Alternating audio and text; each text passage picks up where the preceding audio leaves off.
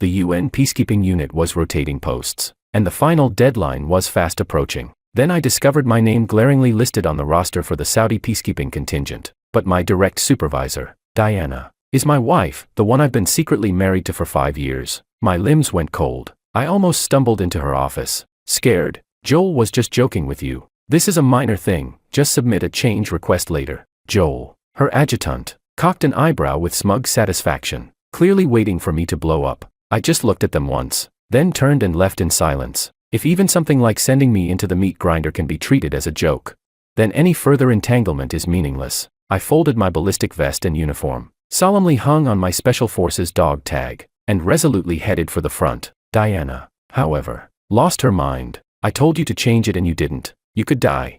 That's none of your business. Chapter 1. When I saw the name, Christian, glaring on the document, I felt as if I'd been frozen in place, mouth half open and unable to speak. The teammates around me noticed. The whole dorm erupted in an instant. Are you kidding me? Only Christian is being sent to the Saudi front.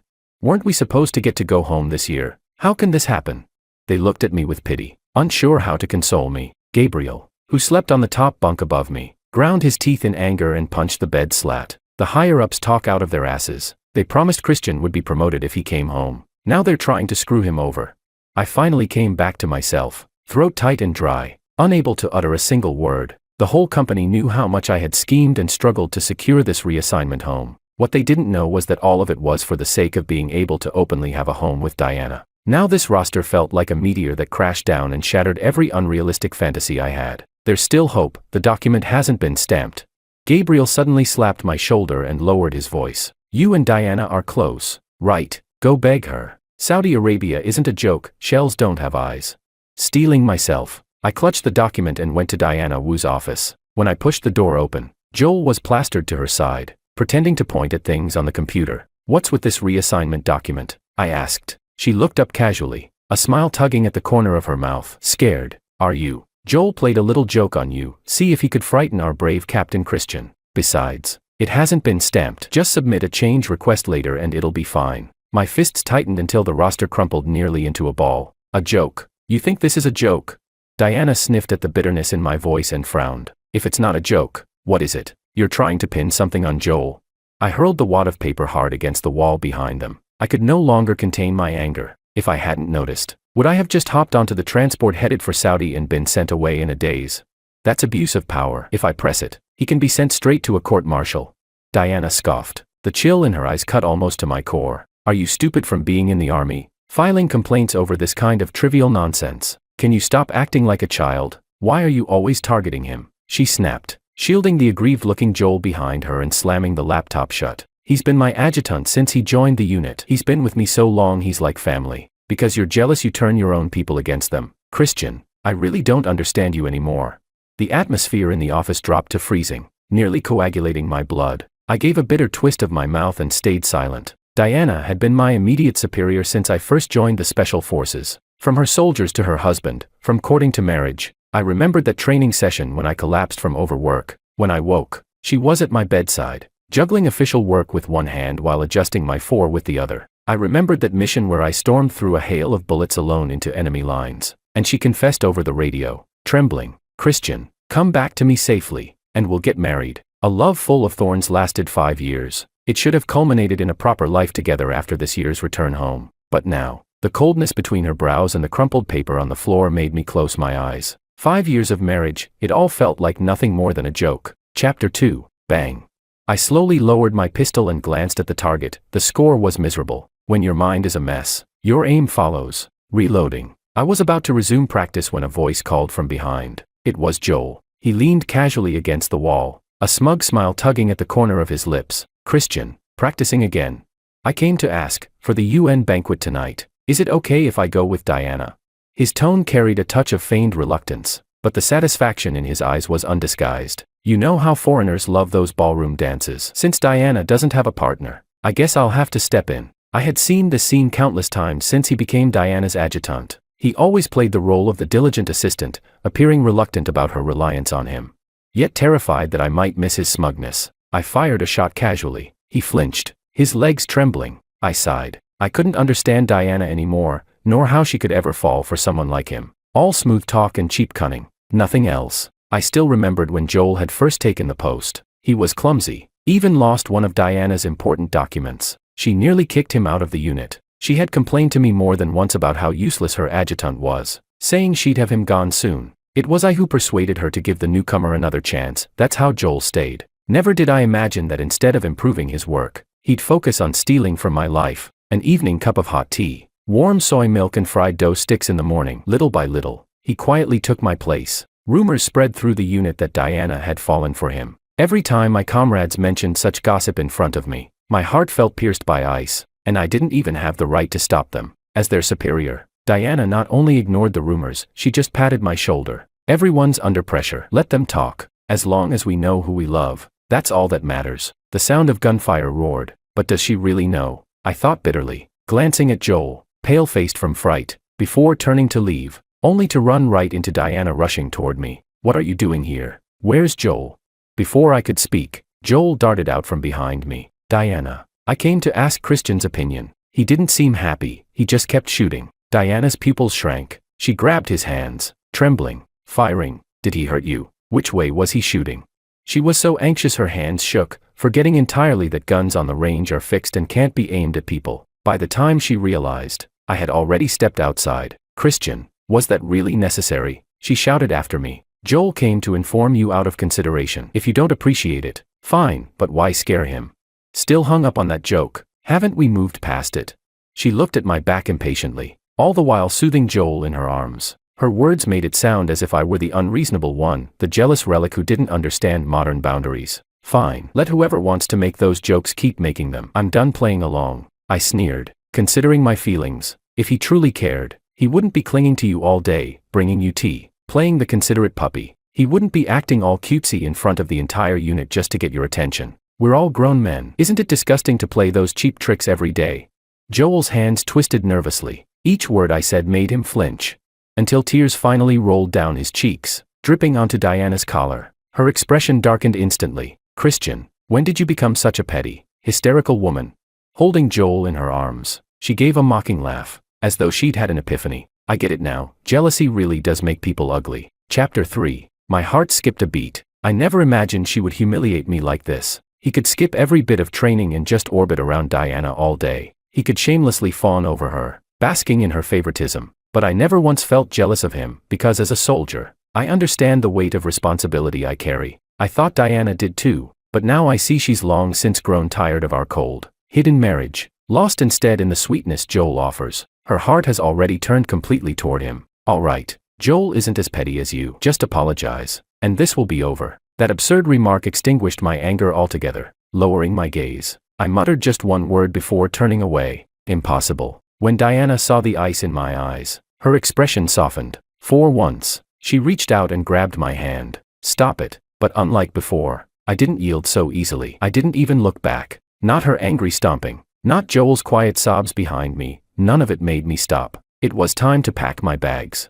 The clock on the dorm wall ticked on relentlessly. I stared at my name tag in my hand, lost in thought. Just one more night before I'd head to that war-torn, unfamiliar land. And yet, I had no intention of filing a reassignment request. I picked up the military phone and searched for Saudi Arabia. No keywords were needed. The top 10 headlines were all human tragedies born from war. My fingers trembled as I clicked through them one by one. In one photo, a little girl's hopeless eyes among the ruins stabbed straight into my heart. After a long moment of silence, I stuffed my uniform and bulletproof vest into the suitcase. Leaving Diana didn't seem so terrifying anymore. Compared to all this chaos, there were far more important things waiting for me to do. I had just finished packing when Gabriel burst through the door in a panic. Christian, Diana and Joel are together.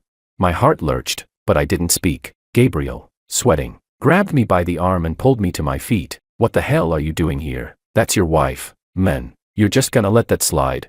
I wasn't surprised he knew the truth. He was my closest brother in arms. After all, he had seen everything, all the hints I tried to ignore. Even though I had decided to let go, I couldn't refuse Gabriel's good intentions. Fine then, I'd see her betrayal with my own eyes. At the UN banquet, elegant jazz music floated through the grand hall. Joel held Diana tightly by the waist as they moved among diplomats and officials. The lights glimmered on their faces as they gazed into each other's eyes, the air between them thick with suggestion. Didn't expect Joel to dance so well. Yeah, who knew they'd be such a perfect match?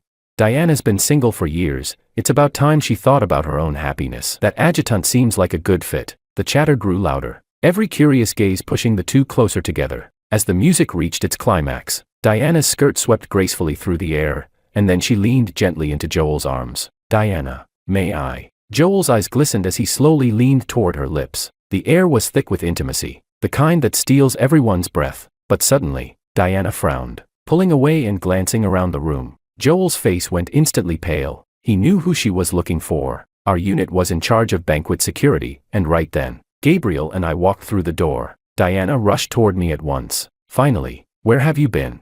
I admit I overreacted this afternoon, but you can't just throw a tantrum and skip duty. Be good, apologize to Joel, and everything will go back to normal. I pressed my lips together, still reeling from what I'd just seen. You know my character, I said quietly. I don't bow my head, not ever. Her patience snapped in an instant. She grabbed Joel by the arm, dragging him close. Fine then, watch carefully. All eyes turned toward them. Joel's knees nearly gave out. His voice quivered, thick with false remorse. Diana, I just got carried away.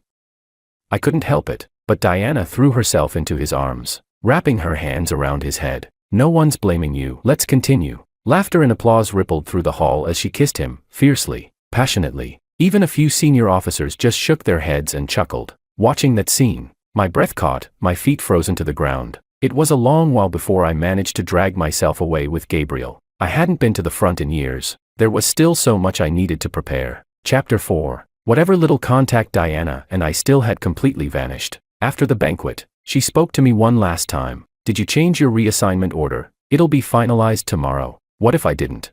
Her expression shifted, but she still folded her arms with that same arrogant confidence. Still being stubborn. You'd really go to Saudi just to spite me, to throw your life away. I know you can't bear to leave me, or the future we were supposed to have. As long as you apologize to Joel. Once we're back home, we'll have our wedding. Isn't that what you've always wanted?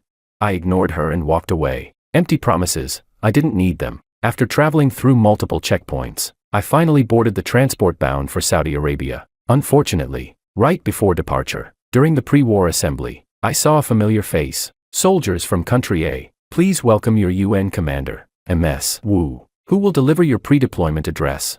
Let's give her a warm round of applause.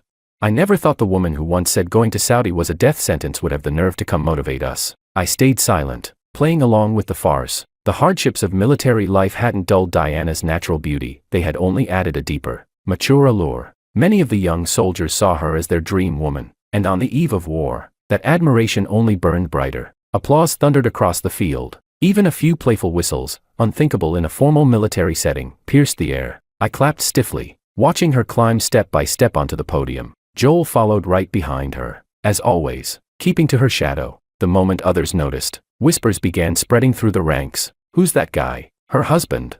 Probably her adjutant, but they look awfully close. Maybe there's something going on. My goddess shattered my dreams already. My face remained expressionless, though my palms were clapping harder and harder. After her long-winded speech, it was time for the open QA. A young soldier, red-faced, took the microphone. Commander Wu, do you have someone you love? Good-natured laughter spread across the courtyard, but my heart clenched tight. Her ears turned red. She hesitated before answering. Yes, I do. We're about to get married. The soldier's eyes dimmed, but he pressed on, unwilling to give up. Is it your adjutant, ma'am?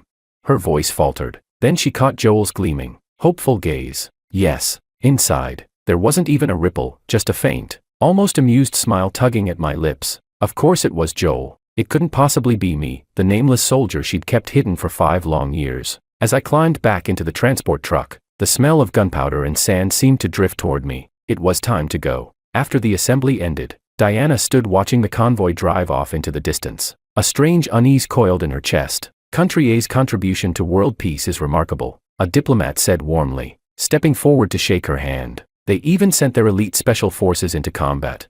But the moment he said special forces, Diana's ears seemed to stop working. She couldn't process a single word after that. I remember our country only dispatched regular units. None were assigned to frontline operations. She stammered. The woman who had always been smooth-tongued now found her words tangled and heavy. The special forces you mentioned, who are they?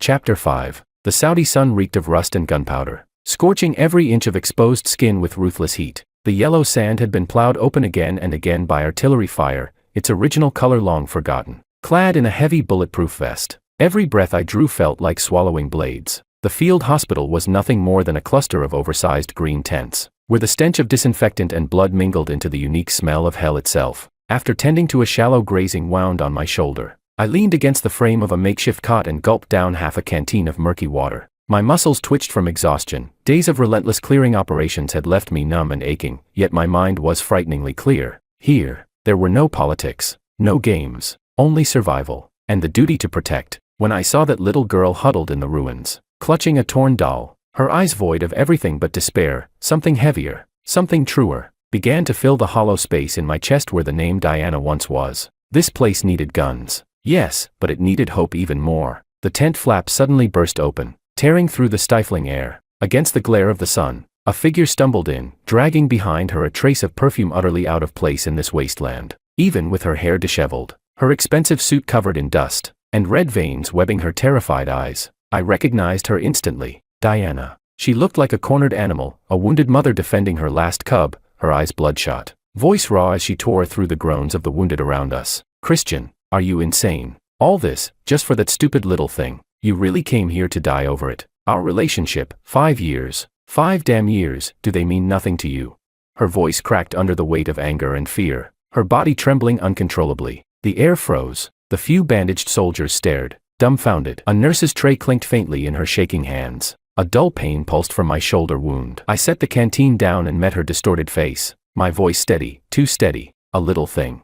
My tone was calm, gritted with the roughness of the battlefield. Diana, that little thing you're talking about was Joel putting my name on a death roster as a joke. That little thing was you taking the letters I secretly left in your desk drawer on every birthday and praising Joel for his thoughtful surprises. That little thing was you shifting the blame onto me for his mistake when he lost the evaluation file that would have earned you your promotion. And you said I failed to safeguard it properly. I stepped forward, ignoring the way her face drained of color. The shards of memory I'd tried so hard to bury now cut their way out, one by one. That luxury briefcase you loved so much, the one with the broken handle. I crossed 3 cities to find an old craftsman to repair it. Yet you were the cheap one Joel picked up at a duty-free shop and said he was so considerate. Last New Year's Eve, the camp was in chaos. I guarded the comm station for 3 straight days without sleep. When it was over, you scolded me for missing your planned video call, not knowing Joel spent that night drinking wine with you, complaining I was too busy. Each word was a grain of sand ground deep into a wound that would never close. Every time, every single time, you chose his side. You made excuses for him. You erased his mistakes. With every choice, you carved the distance between us deeper. Out here, every bullet whistling past my ear feels more real than whatever you call love. I looked around the tent, at the faces young and old, all marked with dust and blood, then back into the emptiness in her eyes. I didn't come to Saudi to die, and I didn't come to fight with you. There are children waiting to be pulled from the rubble. There are old men whose hollow stares mirror the cracked concrete back at the range that night. The chamber of my gun now holds their lives. As for you and me, I paused, pressing each word like the final bullet into the magazine. The moment you turned my life into the price of Joel's indulgence, we were done. Diana, don't ever step onto my battlefield again. Chapter 6. Life on the front line was measured by explosions and gunfire. Joel's face, twisted by jealousy and hate, and Diana's frantic screams were quickly ground to dust beneath the sharper reality of war, escorting civilian convoys through crossfire, dragging trapped women and children from collapsing buildings under the threat of RPGs, holding down a mangled limb while the doctor performed an amputation in a crude medical tent. Every mission left my body shattered and reassembled anew. Yet beneath the peacekeeping insignia on my arm, my heart had never felt so steady. In the reports of international observers, the name Christian began to appear frequently, often followed by notes like exceptional tactical proficiency and extraordinary leadership and self-sacrifice under extreme pressure. Another star was quietly pinned to my shoulder. My responsibilities expanded. Now I was coordinating multiple joint squads. Then, on a night soaked in torrential rain, lightning split the sky wide open, and in that flash of white, a figure appeared in the mud like a phantom. Joel. He was drenched to the bone, his expensive wool coat caked in mud, hair plastered to his head. The smugness once glued to his face had been replaced by something pitiful and venomous. Like a hyena cornered in its own trap, he stormed through the flaps of my command tent, eyes bloodshot, locking on my back as I marked new safe zones on the map. Christian. His hoarse voice cracked, spittle flying onto the table. You happy now? You satisfied? You bastard. He leaned across my desk, shaking with rage. Because of you. Diana's done. She retired. She's gone to some godforsaken monastery in the mountains. Spends her days praying to Buddha. For you. For you. the walking corpse who ruined her life. And now me, I got dragged down too, promotion frozen, reassigned to warehouse logistics. It's all you destroyed everything we had. Outside, the rain hammered down, thunder rolling beneath the distant thud of artillery. I set down my stylus, the glow of the tablet screen lit my face, calm, unshaken. Compared to this hysterical man, the suspicious movement reported by last night's patrol was far more important. Joel, I said, my tone like rain-soaked iron. Diana's path was her choice. So is yours. Don't you fucking play saint with me, he roared, slamming his hands on the table, rattling the water cup. She did it because of you. She can't get you out of her head. You cold-blooded bastard. She kneels in front of the altar, chanting your name. You. Suddenly, the radio on my desk shrieked to life, a high-pitched alarm. Red light flashing violently. Emergency channel. I snatched up the receiver. Joel's shouting cut off mid-word. Falcon here. Go ahead. The voice from the other end was breathless. Tense. Eagle's Nest. Eagle's Nest. Sector F7. Enemy mortar positions relocating. Direction southeast. Possible target, the temporary shelter. Repeat. F7 sector shows hostile movement. Copy. Initiate contingency plan. Evac team. Move. Suppression team. Positions now. Sniper cover. Lock on F7. My commands came fast, sharp, leaving no room for hesitation. The air in the command tent grew taut with urgency. The guard had already pulled the tent flap aside, waiting for me. I grabbed my helmet and tactical vest, then cast one last look at Joel, frozen in place, his face ashen. His outrage seemed so small, so absurd in the face of real life and death. Adjutant Joel, I said, fastening my helmet strap, my voice cutting through rain and static. There's no confession here for you, only children waiting to be rescued. If you have complaints, use the proper channels. Now move. You're blocking the door. I strode out into the storm. Cold rain drenched me instantly, but it brought a cruel kind of clarity. Behind me, Joel's figure faded into the downpour, swallowed by the rush of soldiers springing into motion. Later, I heard he left the camp in a daze, and stepped onto the edge of a disguised unexploded ordnance pit, collapsing part of the ground. He was dragged away screaming by the security team. The battlefield doesn't stop for heartbreak. The eyes of refugees still waited, somewhere in the dark, for the first light to return. Chapter 7. The scorching sands and flying shrapnel of Saudi Arabia left their final mark on me, a bullet that pierced through the outer side of my left calf. The bone was mended, but the nerve damage was irreversible. What remained was a limp that never faded and a deep, drilling pain whenever it rained. When the war ended and our rotation finally brought us home, I returned with several heavy medals pinned across my chest and a new insignia stitched onto my shoulder, a higher rank, a new weight to bear. That old scar running down my leg had become its own silent medal, a symbol of what the desert and blood had forged in me. The office was bright and spotless, floor-to-ceiling windows framing a city where traffic moved in perfect order. I took a newly issued badge, the emblem of my current post, and placed it deep inside a drawer, alongside the medals from Saudi. Atop them lay a single document, signed long ago but never submitted, our divorce papers. A knock came at the door. Sir, Deputy Director Christian. The young aide's voice carried both respect and hesitation. There's a Ms. Wu here. She doesn't have an appointment, but she insists on seeing you. Sunlight filtered through the blinds, striping the polished floor with alternating bands of light and shadow. The door creaked open slowly. Diana stood at the threshold between both. The crisp uniform had been replaced by a plain linen robe. A strand of dark sandalwood prayer beads looped around her wrist. Her face was bare, no makeup, no armor, and the once bright fire in her eyes had been replaced by a stillness that bordered on withered calm. Only the faint flicker buried deep within her gaze betrayed the turbulence she still couldn't silence. She looked thinner, frail, even like a tree weathered too early by frost and wind. Thank you, Lee. You may go, I said quietly, then gestured toward the chair across from my desk. Please, sit. She obeyed, folding herself onto the seat. Her fingers fidgeted with the beads unconsciously. Silence stretched between us. Her eyes lingered for a moment on my uneven gait as I moved around the desk, a fleeting flash of pain crossing her expression. You've changed a lot, she said hoarsely, her voice dry and cracked, like a riverbed long without rain. You're more dignified now. She tried to smile, but it came out stiff and broken. The front lines are a crucible, I replied evenly, lifting my thermos to take a sip of tea. The temperature was perfect, warm, not scalding. No anger, no tension, just the quiet distance born from years and a war's worth of silence. Her gaze drifted to the massive world map behind me, where peacekeeping hot zones were marked in different colors. Eventually, her eyes found mine again, and the composure she'd worked so hard to keep finally shattered. I came to repent, Christian. Tears broke free without warning, tracing clean paths down her bare cheeks before falling onto the dark beads in her hands. I was blind. I let Joel's cheap flattery cloud my judgment. I forgot what we went through, from raw recruits to soldiers standing side by side. I forgot how you took the blame to protect me, how, when I was burning with fever in that field hospital, you stayed at my bedside for 3 nights straight, even. Her voice cracked until the words caught in her throat. Her fingers clenched around the prayer beads as if to stop them from shaking. Even that time, she whispered, trembling, we had a child, Christian. 2 months, only 2 months after that secret border operation. I thought I was just tired. Her body shook with sobs, shoulders trembling as years of pent-up guilt burst like a broken dam. The only sound in the room was her muffled, fractured weeping. Outside, the hum of the city was sealed away. Time itself seemed to stop. I listened quietly. The memories she confessed unfurled before me like faded photographs, stirring ripples on a lake that would never again form waves. The sands and cries of Saudi Arabia had already reforged the structure of my heart. When her sobs finally softened into faint, uneven breaths, I spoke, calm, even, steady. Diana, it's over. She lifted her head sharply. Through her tear-blurred eyes flickered a fragile, desperate hope. These past few years, I said, gazing out at the vast, blue sky beyond the window, where a silver passenger plane drew a slow line across the horizon.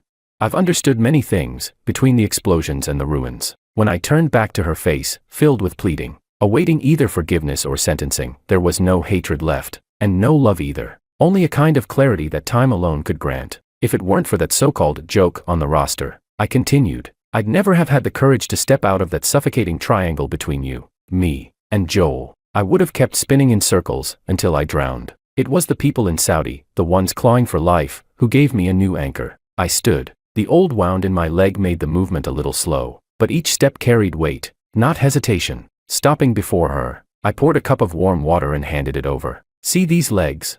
I pointed to them. They carried me across miles of rubble, saved lives. They're damaged, but worth it. I paused. A faint trace of release in my tone. Joel's joke, and your choice to let go afterward, in their own twisted way, pushed me forward. Diana stared at me, frozen, forgetting to even take the cup. It was as if she were seeing me clearly for the first time. There was no resentment in my eyes, no condescension, no pity, only something tempered and vast, like steel forged in fire. The quiet strength of a soldier, the compassion of someone who had seen too much life and death. It had long since outgrown the narrow world of love and betrayal. Her hand trembled as she finally took the cup, fingers cold as porcelain. So, she started, her voice fragile. So, I finished for her, tone calm and resolute, like stating a truth long decided.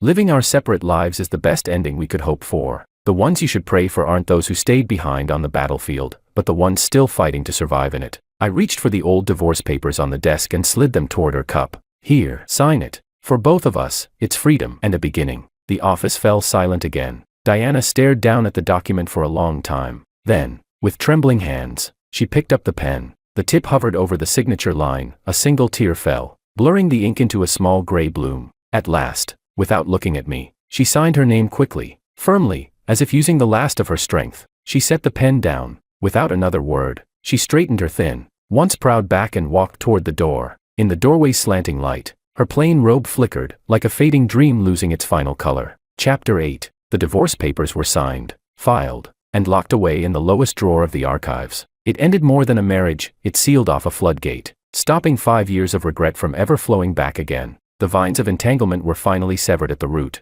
All that remained in sight was the long road ahead. A new star was added to my epaulet, and I was transferred to headquarters, where I now coordinated peacekeeping operations on a global scale. Outside my office window was no longer a landscape of smoke and dunes, but a city breathing in calm rhythm, traffic flowing like blood through ordered veins. Yet the files on my desk were heavier than anything I'd carried in Saudi. Coordinates of war zones crying out for aid, lists of casualty figures that bled across the page, photographs of children in the rubble, faces dulled, eyes emptied of light. Diana once said I had changed, become stern. Maybe she was right, but that sternness didn't come from power. It came from witnessing hell, from knowing the weight of the lives placed in my hands. Each time I reviewed an aid proposal, each time I authorized a new peacekeeping deployment, I saw the hollow eyes of that little girl clutching her torn doll. Every uneven step I took reminded me of what this leg had earned, of how its worth far exceeded any waste of life spent drowning in love and resentment. News of Diana came only in fragments, brought occasionally by Gabriel. He said she truly had shaved her head and taken vows in a remote mountain monastery, surrounded by incense and temple bells.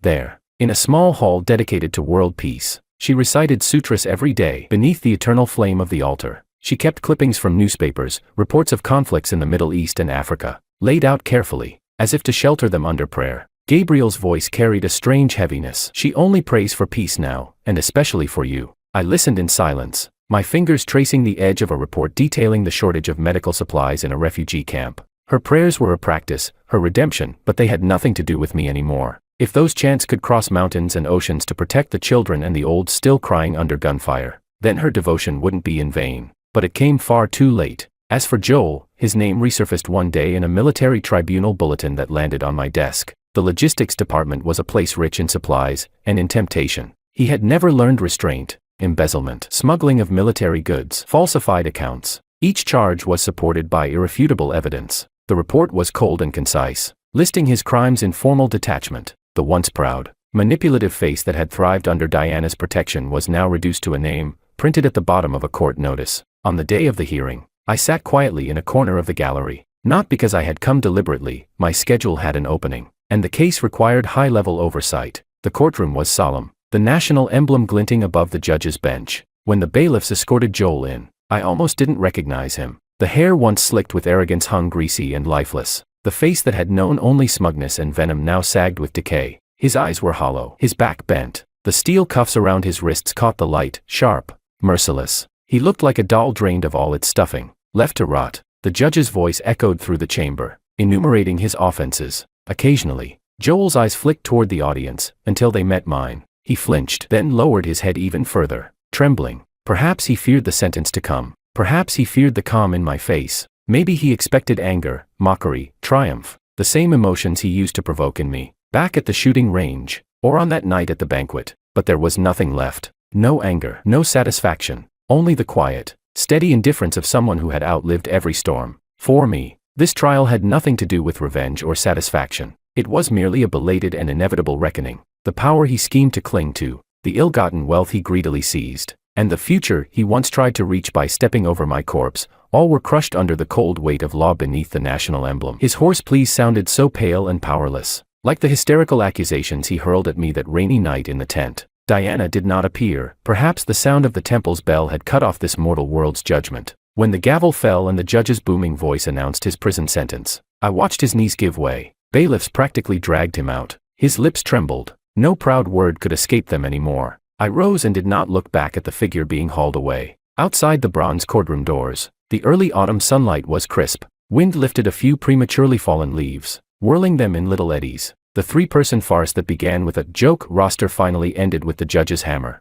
Dust settled. All the clamor, unwillingness, and pain turned into cold words filed in case records and the heavy echoes of prison gates. Back at the office, new files had already piled up on my desk. On top was an urgent plan to dispatch medical teams to the conflict zones in Congo. I opened the cover and my eyes skimmed the place names and numbers in need of rescue. Individual sorrow and separation were, before the immense suffering borne by humanity, as insignificant as a grain of sand in the desert. Diana's sutras chanted before the temple lamp and Joel's remorse behind iron bars had become chapters already turned. My battlefield would forever be the places marked in red on those maps, where smoke had not yet cleared.